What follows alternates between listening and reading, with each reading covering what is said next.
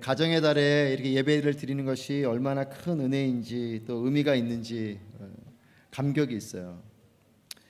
특별히 하나님이 우리를 종으로 부르신 것이 아니고 친구로 부르셨지만 또 한편으로는 하나님 우리가 아버지라고 표현하고 또 신랑 대신 예수 그리스도로 표현하는 것을 볼 때에 하나님과의 관계는 우리가 가족과 같은 관계로 맺혀지는 것을 성경에서 봐요. 아버지와 자녀의 관계로 또 신랑과 신부의 관계로, 그러니까 결혼 관계로 하나님과의 관계를 이야기하고 또 부모와 자녀의 관계를 이야기하는 걸 보면 이 가정의 달에 하나님을 바라보는 것은 또 우리에게 특별한 의미가 있는, 또 하나님을 깊이 있게 볼 수 있는 계기가 될 거라고 믿습니다. 성경에 보면 아버지, 아빠에 대해서 이렇게 기록한 여러 내용들이 있는데 그 중에 아버지에 대한 드라마틱한 이야기 중에 하나가 오늘 우리가 본 말씀이지 않을까 싶습니다. 요즘은 좀 그런 표현을 덜 쓰는데 예전에는 한때 이 스토리를, 이 이야기를 탕자의 비유라고 이렇게 많이들 이야기를 했어요. 탕자의 비유. 근데 요즘은 지금 여러분 성경에 보면 잃은 아들의 비유 이렇게 좀 다르게 표현되어져 있지만 탕자의 비유 이렇게 알고 있습니다. 아무래도 자녀된 우리의 입장에서 볼 때의 이 말씀이 그런 탕자, 그러니까 잃어버린 둘째 아들에 대한 그 마음이 많이 공감되기 때문에 탕자의 비유로 그렇게 명칭을 했던 것 같습니다. 그런데 이 성경 말씀을 보면 볼수록 우리의 눈이 이 탕자, 즉 둘째 아들에게서 자꾸만 이 아들을 기다리고 품에 안아주는 아버지가 더 크게 보이는 것을 경험하게 돼요. 여러분들은 어떠세요? 저는 이제 두 자녀의 아빠가 되고 그래서 그런지 모르겠지만 점차 이제 자녀의 입장에서 아버지의 입장으로, 하나님 볼 때에도 자녀인 나의 입장에서 하나님 보기도 하지만 하나님의 편에서 나를 보게 되는 이런 경우가 많이 생깁니다. 오늘 말씀은 너무나 잘 아시는 얘기죠. 우리 차세대 예꿈 꿈땅에서도 탕자 비유 많이 이야기로 하고 또 설교도 들었을 것 같은데, 이 이야기는 예수님께서 세리들하고 죄인들, 오늘 보시면 세리들하고 15장 1절에 세리들과 죄인들이 모두 예수의 말씀을 듣기 위해 모여들었습니다. 이렇게 시작을 하고 있어요. 15장이. 그러면서 15장 중간에 이 이야기가 있는데 예수님이 세리들하고 죄인들을 모아두고 그들에게 하시는 이야기예요. 이야기를 들려주신 거죠. 이런 이야기를. 그 이야기는 어떤 사람이 있다, 아버지인 거죠. 그리고 두 아들이 있다. 두 아들이니까 형 동생 사이겠죠. 이 등장인물을 소개하고 있어요. 어떤 사람이 있었고 두 아들이 있는 사람인데 이 사람들에 대한 이야기를 하면서 특별히 둘째 아들, 두 아들 중에서 둘째 아들이 아버지에게 말을 하는 거죠. 뭐라고 이야기하냐면 아버지 재산 중에서 제가 받을 몫을 주십시오, 이 이야기를 했다는 거예요. 12절 말씀에서 그렇게 설명을 하십니다. 여러분 이 당시에 재산을 받는 일은 어떤 때만 가능했냐면 아버지가 하늘나라로 가셔야, 쉽게 말하면 아버지가 죽어야지 아버지의 재산을 받을 수 있는 거예요. 중간에, 요즘이야 중간에 증여도 하고 하지만 그 당시엔 그런 게 없습니다. 무조건 아버지가 이제 생을 다해야 그 재산이 아들에게 가는 거예요. 이 당시의 사회의 시스템이 그렇습니다. 그런데 이 아들이, 둘째 아들이 아버지에게 재산을 달라고 하는 거죠. 그 이야기는 이 당시 사회의 배경으로 보면 어떤 일이냐면 아버지가 빨리 죽었으면 좋겠습니다, 이 이야기를 포함하고 있는 거죠. 아버지가 빨리 죽어야 재산을 받는 거니 아버지 왜 이렇게 오랫동안 살아 계십니까? 나에게 줄 재산을 난 받아야 되는데, 그러니까 그런 어떤 뉘앙스를 포함하고 있는 거예요. 그런데 사실은 우리가 그냥 너무나 잘 아는 이야기이기 때문에 보지만 이 아버지의 모습이 상당히 이상해요. 왜냐? 아들이 그렇게 말하는데 13절에 보면 12절에서 그래서 아버지는 두 아들에게 살림을 나눠주었다, 이렇게 기록하고 있어요. 그러니까 우리가 볼 때 이제 요즘 같은 시대적인 상황 속에 중간에도 물려주고 하니까 그렇게 좋나 보다 싶지만 사실 이 당시 사회에서는 이게 말이 안 되는 얘기예요. 이건 되게 버릇없는 이야기이고, 또 그렇게 말하면 아버지가 보통의 일반적인 아버지면 엄청 화를 내고 혼을 내고 아들을 내쳐도 문제가 없을 상황이에요. 근데 이 아버지가 이상해요. 그냥 별 얘기 안 하고 그냥 그걸 나눠준다는 거죠. 이 당시의 아버지는 상당히 권위적이기 때문에 이 아버지의 권력이 상당했습니다. 뭐 지금도 여기는 뭐 어떤 종교법이나 가족법에 대한 그런 남성의 권위가 또 센 지역이기도 하지만 이 당시는 더더욱 그랬죠. 그러니까 이 아버지의 말 한마디면 그냥 뭐 내치는 일, 심지어 생명을 해야 하는 일도 전혀 문제가 되지 않는 이런 상황 속에 이 아버지가 별 얘기 안 하고 그냥 주는 거예요, 이거를. 그런데 이 재산을 주고 나니까 이 아들이 13절에 보면 이 재산을 받고 뭐라고 기록하냐면 며칠 뒤에요. 뭐 오랫동안 고민도 안 해요. 받자마자 얼마 지나지 않아서 이걸 다 받고 멀리 다른 나라로 떠났다 이렇게 기록합니다. 멀리 가버렸어요. 뭐 아버지 곁에 사는 것도 아니고 그 주변에 있는 것도 아니고 아예 그냥 받을 거 받았으니 남남이 되자라는 마음으로 간 거죠. 먼 나라로 갔다라는 거. 지금처럼 뭐 교통이 좋고 이런 때야 먼 나라로 가는 일은 또 오갈 수 있는 일이지만 이 당시 먼 나라로 갔다는 건 언제 또 볼지 모를 그런 마음으로 떠나는 마음인 거예요. 그러니까 아버지 재산 받아서 이제 끝. 더 이상 아버지랑 관계는 끝 하고 가버린 거예요. 이 아들의 모습을 가만히 들여다보면 아버지한테는 별로 관심이 없어요. 뭐 재산에 관심이 있을 수 있죠. 하지만 그래도 아버지에게 관심이 있다면 재산을 받아서 아버지도 볼 수 있는 정도의 거리에 있겠지만 그게 아닌 거예요. 그냥 아버지는 이제 모르겠고 난 내 거 받을 거 받았으니 하고 간 거죠. 아버지에게는 아무 관심이 없는 이 아들, 그저 아버지 손 위에 있는 것만 탐하는 이 아들을 봅니다. 근데 이 아들이 이 유산을 받아서 어떤 일을 하냐 가만히 보면 이 재산 받아서 차라리 내가 독립하겠다, 자수성가하겠다 하고 가서 뭐라도 하고 뭐 그거를 시드머니 삼아서 그랬으면 좀 낫겠다 싶어요. 근데 우리가 너무나 잘 아는 얘기죠. 이 사람이 가서 뭘 합니까? 자신의 즐거움과 쾌락을 위해서 살아가는 거예요. 그러니까 이 둘째 아들의 마음속에 뭐가 있냐? 그냥 내가 즐겁게 살고 내 쾌락을 쫓아서 그냥 뭐 부모님이든 누구든 관심 없고 나 혼자 잘 먹고 잘 살고 잘 먹고 잘 산다는 표현이 좀 다르지만 쾌락을 쫓아서 그냥 내가 살고 싶은 대로 사는 이런 사람의 캐릭터인 거죠. 그렇게 떠나갔습니다. 그래서 우리가 잘 아는 것처럼 뻔한 사건이 벌어지죠. 결국 그렇게 재산 가지고 가서 흥청망청 쓰고 쾌락을 쫓아 살아가니 나중에 이 큰아들의 이야기를 보면 뭐 여자 이야기도 나오죠. 그러니 뭐 가서 뭐 먹는 거 즐기는 거 쾌락을 쫓아서 산 거예요. 그래서 아버지의 그 재산을 다 날리는 이런 상황이 된 겁니다. 근데 엎친 데 덮친 격으로 14절에 보면 그가 모든 것을 탕진했을 때 그 나라 전역에 심한 흉년이 들었다. 그러니까 이 둘째 아들 입장에서는 자신이 그나마 아버지께 말도 안 되는 방법으로 정말 괘씸한 방법으로 재산을 받아갖고 와가지고 그거 가지고 다 자기 위해서 쓰고 이제 자신이 파산했는데 환경도 지금 파산을 한 거예요. 주변도 흉년이 들어버린 거죠. 이걸 우리가 이렇게 표현할 수 있죠. 총체적인 난국인 거죠. 내가 개인적으로 망해도 사회 시스템이 나를 좀 보호해주면 괜찮은데 이 사회 시스템도 지금 엉망인 거예요. 이제 오갈 데도 없는 이런 상황이 된 겁니다. 가족도 잃어버렸죠.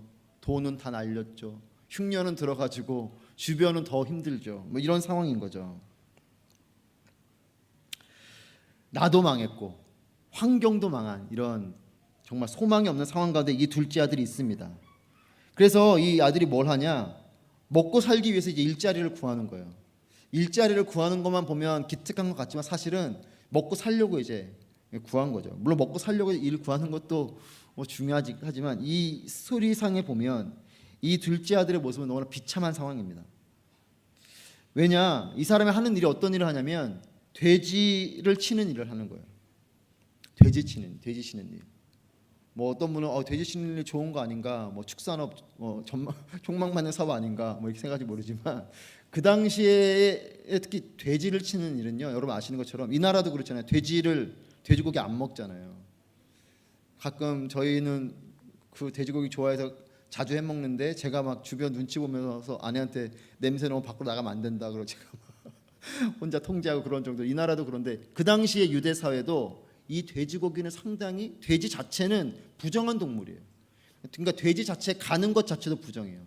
돼지를 만지거나 돼지 근처에 가면 그 사람은 부정한 사람이 돼요. 그래서 아예 그걸 가질 않습니다. 그러니 이 돼지를 치는 일 자체는 이 사람이 어떤 사람이 되는 거냐면 그 사회 속에서 상당히 그런 부정한 사람, 그러니까 돈도 없지만 신분적으로도 아주 부정한 사람이 되는 일로 간 거예요. 그러면서 이 사람이 이 돼지를 치면서 먹을 게 없으니 돼지가 먹는 쥐엄나무 열매, 그러니까 돼지가 먹는 그거죠. 그거를 주워서 먹어요. 그런데 이 쥐엄나무 열매로도 배를 채우고 싶은데 오늘 성경 말씀 보면 16절에 그는 돼지가 먹는 쥐엄나무 열매로라도 배를 채우고 싶었지만 그것마저 주는 사람이 없었다. 정말 보잘것없는 것이에요.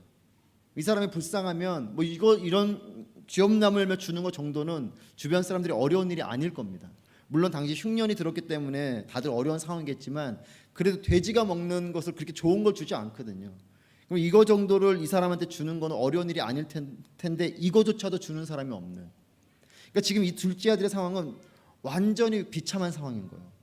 그냥 뭐 돈을 날렸지 정도가 아니라 돈도 없지만 정말 신분도 가장 천한 신분이 되어버렸고 주변에 그 어떤 사람도 돌아보지 않는 완전히 그냥 버림받은 사람이 된 겁니다. 그래서 비참한 가난도 있지만 비참한 신분의 이 사람이 이제 뭘 하냐. 17절 말씀 보시면 그제야 제정신이 들어서 말했다. 내 아버지 집에는 양식이 풍부해서 일꾼들이 먹고도 남는데 나는 여기서 굶어 죽는구나, 이렇게 말을 해요.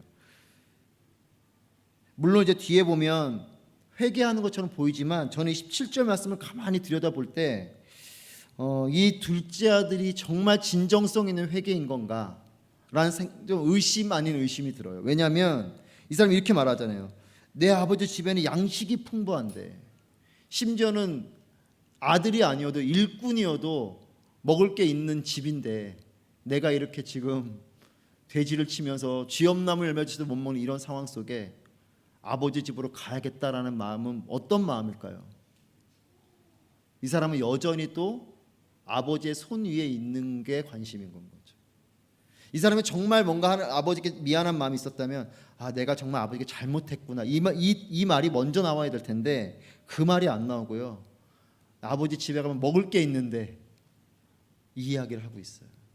그러니까 이 아들의 관심은 여전히 아버지보다는 아버지 손에 있는 게 이 사람의 관심인 거예요. 그러면서 이렇게 이야기를 하죠. 18절에서 내가 일어나 아버지에게 돌아가 말해야겠다. 아버지, 제가 하늘과 아버지께 죄를 지었습니다. 저는 더 이상 아버지의 아들이라 불릴 자격이 없으니 그저 하나의 일꾼으로나 삼아 주십시오. 라고 어떻게 해요? 말해야겠다, 이렇게 말합니다. 기록이 이 말을 해야겠다. 그러니까 저는 이 본문이 물론 뉘우치는 마음도 있지만 정말 우러러 나온 마음보다 내가 지금 배가 고프니 아버지 집에 가서 종으로라도 뭘 좀 먹어야겠고, 근데 가서 아버지께 이 말을 해야겠다. 이 말을 연습해서 가야겠다. 어떻게 과장해서 얘기하면 그 얘기인 거예요. 그러니까 고백의 내용을 가만히 보면 먹을 것에 대해서 관심이 있는, 그래서 진정성 부분에 조금 의심이 드는 부분이 있습니다. 여러분, 하나님께로 돌이키는 회개의 사람이 있고 내 삶의 고통이나 문제에 대한 두려움을 해결하기 위해서 회개하는 사람이 있어요. 여러분, 우리의 회개를 가만히 돌아봅시다. 정말 내가 하나님 앞에 하나님을 향해서 하나님과 관계를 회복하기 위한 회개인지, 아니면 내가 하나님 앞에 흠씬 내맞고 아이고 내가 이러다 내 인생이 망하지, 내 인생이 잘못될 것 같다, 그러니 하나님께 돌아가야겠다라는 하나님을 구하기보다는 내 삶의 형편 때문에 돌이키는 것인지를 우리가 잘 봐야 돼요. 이 아들은 가만히 보면 아버지 자체보다는 끊임없이 아버지가 가지고 있는 것에 관심이 있어요. 회개하는 것 같지만 그가 회개도요, 하나님을 구하는 회개가 있고 내 형편을 구하는 회개가 있습니다. 이 사람은 자신의 형편을 구하는 회개를 하고 있어요. 그래서 18, 19절에 이 사람이 돌아가기로 결심을 하고 어떻게 말할지도 스스로 생각하면서 이렇게 말해야겠다 하고 간 거죠. 자, 그러면서 20절 말씀해 보시면 그러고서 아들은 일어나 아버지에게로 갔다. 이제 아버지를 간 거죠. 이제 아들이 오는데 놀라운 장면은 아버지가 이 아들을 기다리고 있었다는 거예요. 지금처럼 무슨 이렇게 모바일이 있는 시대가 아니잖아요. 아들이 오겠다 편지를 쓴 것도 아니고 이 세월이 얼마인지를 모르겠습니다. 그러니까 이 아버지가 얼마나 이 아들을, 그러니까 아마도 이 아버지는 매일매일 아들을 기다리고 있었던 거 아닌가 싶어요. 이 사람이 아버지 내가 가겠다 연락했으면 올 날을 아니까 기다리고 있었을지 몰라도 그게 아니라 그냥 스스로 생각하고 간 거잖아요. 그런데 20절 말씀에 아들이 아직 멀리 있는데 그 아버지는 아들을 보고 불쌍히 여겨서 달려왔다. 그리고 그의 목을 껴안고 입을 맞췄다. 이렇게 성경 기록하고 있어요. 둘째 아들이 돌아옵니다. 근데 아버지가 멀리서 그걸 기다리고 있어요. 근데 오늘 가만히 보면 그의 목을 껴안고 입을 맞췄다 이렇게 말을 하죠.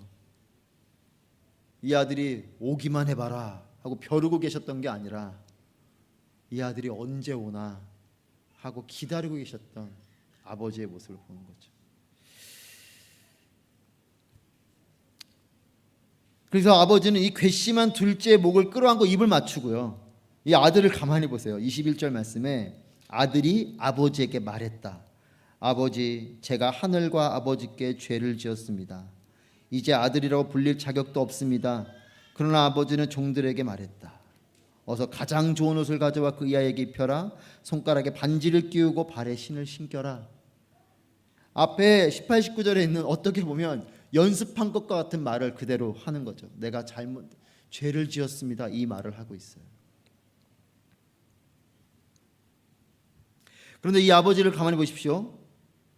22절에 이 아들이 이 말을 하는데 저 같으면 그럴 것 같아요. 이 장면에서 제가 이 장면을 이렇게 머리로 막 드라마처럼 그리면서 이 말씀 묵상할 때 여러분들은 인격이 좋으시니까 안 그래요. 저는 그런 생각이 드는 거예요.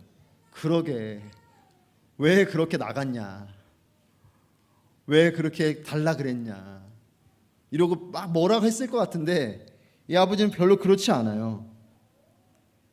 그러면서 집 나가 보니까 정신 번쩍 들지 막 이런 말을 하고 싶은데 그런 말을 안 하고, 그러면서 22절 말씀에 이 아들이 잘못했다 얘기하는데 이 아버지는 그거에 대해서 별 반응하지 않고 바로 종들에게 뭐라 말하냐, 어서 가장 좋은 옷을 가져오고 이 아이에게 입히고 손가락에 반지를 끼우고 발에 신을 신겨라.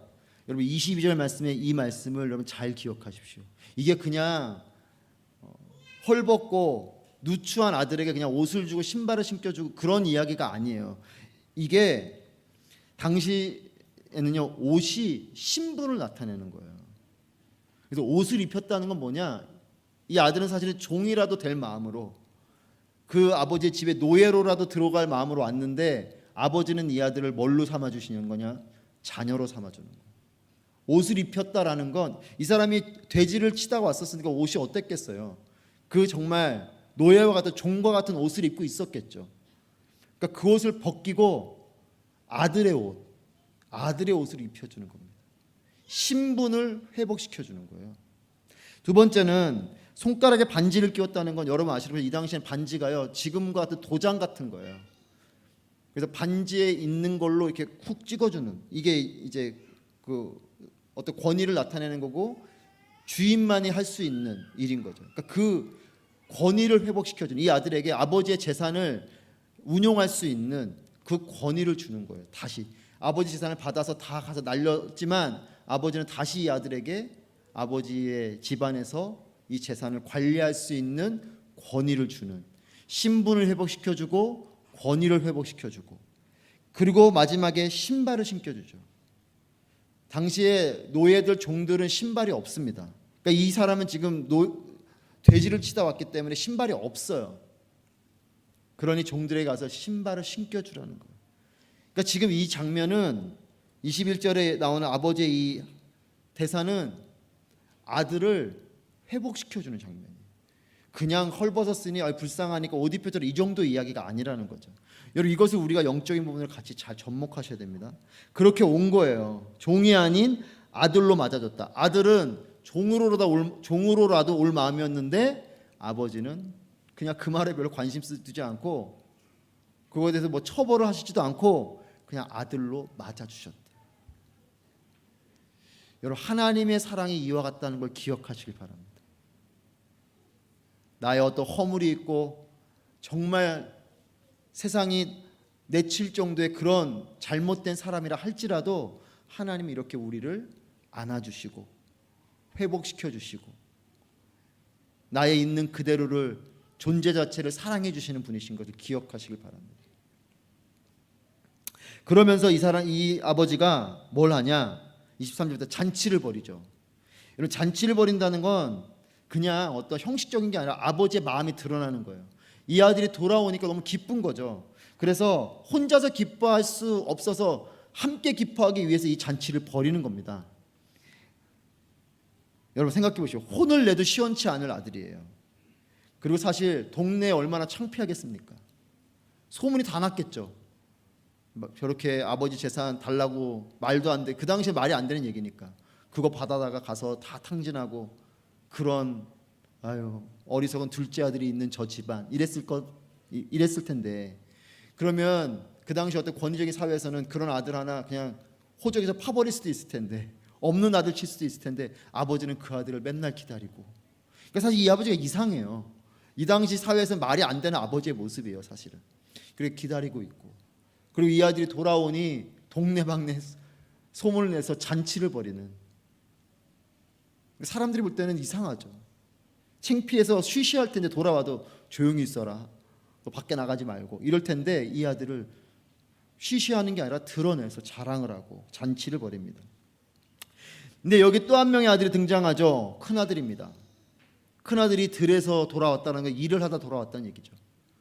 아버지의 어떤 밑에서 일을 하면서 돌아온 거죠.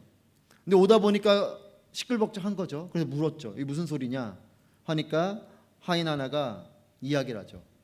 동생이 건강한 몸으로 잘 돌아와서 아버지가 기쁜 마음에 잔치를 벌이는 소리입니다 라고 말을 하니까 이 아들이, 큰아들이 화가 잔뜩이 났어요. 그러면서 집에 안 들어가겠다 하는 거죠. 그러니 이 또 모양 빠지는 우리 아버지는 또 이 큰아들에게 가요. 왜 그러냐, 들어와라. 그래서 저는 이 아버지가 이 시대 상황을 보면 참 이해가 안 돼요. 이렇게 안 해도 되는 아버지인데 이걸 하고 있어요. 말도 없이 그냥 재산도 나눠주고 둘째 아들도 기다리고, 큰아들이 또 그러면 큰아들한테 가서 왜 그러냐. 그러고 여러분, 우리가 어떻게 보면 큰아들이 작은 아들보다 나아 보여요. 작은 아들은 아버지 재산 받아다가 가서 탕진하고 그렇게 살았는데 큰아들은 그래도 아버지 곁에서, 아버지 밑에서 열심히 일을 하고 있으니 큰아들이 이렇게 말할 만하다 싶습니다. 그런데 가만히 보면 이 큰아들의 말을 보면 화가 나면서 어떤 이야기를 하냐면 29절에 보십시오, 저는 여러 해 동안 아버지를 위해서 종노릇했고 무슨 말씀이든 어긴 적이 없고, 그런데 저한테는 친구들하고 함께 즐기라면서 염소 새끼 한 마리도 안 잡아주셨는데 저렇게 타락한 둘째를 위해서는 소를 잡고 잔치를 벌이십니까? 우리가 볼 때는 이 말이 참 이해가 되고 일리 있는 말 같아요. 근데 한 걸음 물러서 보면 어떠냐, 이 큰아들도 여전히 아버지의 손 위에 있는 거에 관심이 있는 거예요. 다른 것 같지만 같아요. 아버지는 작은 아들 그 존재 자체를, 큰 아들의 존재 자체를 귀하게 여기는데 이 아들들은 아니에요. 아버지의 재산, 왜 아버지는 난 이런 거 안 해주나, 이런 거에만 관심이 있다 보니 그런 것 때문에 화가 나고, 그런 것 때문에 비교하고, 그런 것 때문에 밉고, 이렇게 되는 거죠. 그러면서 아버지가 중요한 말씀을 합니다. 우리 31절 32절 말씀 같이 한번 읽어볼까요? 31절 32절 우리 친구들도 같이 한번 큰 소리로 같이 읽어봅시다. 시작. 아버지가 말했다. 얘야, 너는 항상 나와 함께 있지 않느냐? 또 내가 가진 모든 것이 다 내 것이다. 그러나 내 동생은 죽었다가 다시 살아났고 내가 그를 잃었다가 찾았으니 우리가 잔치를 벌이며 기뻐하는 것이 당연하다. 아버지가 이렇게 말해요. 내게 다 너의 것이야. 그리고 두 번째, 내가 너랑 함께 있는 게 중요하지 않냐? 아들은 아버지의 손 위에 있는 것에 관심이 있지만 이 아버지는 이 자신이 가진 모든 것은 아들의 것이라는 거예요. 그러니 뭐 중간에 재산 달라는 것도 아깝지 않은 거죠. 그리고 두 번째는 내가 그저 너와 함께 있는 게 중요하지 않냐? 너는 그래 내 곁에 늘 있으니까 이게 소중한 것이지 않냐? 라는 말씀을 하고 있어요. 여러분, 하나님은 우리를 향해서 동일하게 말씀하세요. 우리 자신이 소중한 분이 하나님이십니다. 그리고 우리 역시도 하나님을 향해서 하나님 한 분을 소중하게 여기기를 원하시는 분이 하나님이시라는 거예요. 자, 결론입니다. 여러분, 우리 지금 자녀들 있으신 부모님들은 자녀들 한번 잘 보시고, 우리 자녀들도 부모님 한번 보시면 좋겠고요. 또 우리 고국에 계신 부모님들 한번 생각했으면 좋겠고, 여러분 서로를 바라보면서 생각할 것은 우리가 서로의 손 위에 있는 것에 관심을 둔 것은 아닌가 한번 돌아보길 바랍니다. 부모님들은 자녀들의 능력이나 자질이나 성품이나 겉으로 드러나고 보여지는 어떤 결과나 성적이나 이런 것에 관심을 두고 있지는 않은지, 또 자녀들은 부모님들을 내게 무엇을 해줄 수 있을까? 부모님이 가지고 있는 능력은 뭔가? 나를 위해 뭘 도와줄 수 있는가? 이런 것에 관심을 두고 있지는 않은지. 오늘 우리 기도해 주신 집사님께서 그런 기도를 하셨지만 그렇게 가정이 깨지고 자녀가 부모에게 폐륜적인 행동을 하고 부모가 자녀를 학대하고 버리는 이런, 심지어 부부 사이에 근래 그런 물에 빠지는 사건이 있는 그런 뉴스도 그렇고, 이런 가족이 깨어지는 모든 것의 부분은요, 그 존재 자체를 향한 사랑이 아니라 그 존재가 가지고 있는 것에 대한 사랑이기 때문에 그래요. 우리가 자녀들을 향해 분노하는 일이 무엇 때문에 분노하는 겁니까? 자녀들 자체를 사랑해서 분노하는 겁니까? 아니면 자녀가 겉으로 드러내고 있는 어떤 부분 때문에 우리가 분노하는 겁니까? 자녀들은 부모를 향해서 무엇 때문에 불평하고 불만합니까? 부모님 자체를 사랑하는 마음 때문에 불평하는 겁니까? 아니면 부모가 나에게 해주는 것이 마음에 안 들기 때문에 불평하는 겁니까? 저는 오늘 이 말씀 너무나 잘하는 말씀이지만 이렇게 우리 가족이 모여서 다시 한 번 더 우리 안에서 고백하기 원하는 건 하나님의 사랑으로 우리가 서로를 사랑하기 원해요. 배우자이든 부모님이든 자녀들이든 있는 그대로를 사랑하십시오. 그냥 그 자녀가 나의 자녀이지 않습니까? 나의 부모이지 않습니까? 나의 사랑하는 배우자이지 않습니까? 그렇다면 그 존재 자체를 그냥 사랑하는 거예요. 이렇기 때문에 사랑하고 저렇기 때문에 사랑할 수 없고가 아니고 있는 그대로를 사랑하는 것. 하나님이 이 오늘 나오는 이 아버지와 같은 모습처럼 우리를 사랑하는 것처럼 하나님은 이 아들들의 능력이나 성품에 이런 걸 가지고 이 아들들 평가하지 않아요. 그냥 그 아들들이 있다는 것, 집안에 함께 와 있다는 것, 너가 나랑 함께 있다는 것, 이것이 기쁜 거죠. 너가 왜 탕진을 했냐? 큰아들 너는 왜 불평하냐? 이렇게 말씀하시지 않습니다. 저는 우리가 가정의 달을 맞아서 다시 한 번 더 가족 구성원들을 향해서 있는 그대로, 그냥 그 자녀가 있는 것만으로, 공부를 좀 못하더라도, 말을 좀 안 듣더라도, 때로는 참 마음에 안 들게 행동하더라도 겉으로 보여지는 것으로 그 아이들을 평가하는 게 아니고 그냥 있는 그대로 사랑하고, 또 자녀들도 부모님을 있는 그대로 사랑하는 것, 그런 가정이 된다면 우리의 가족 공동체는 날마다 잔치가 벌어질 거예요.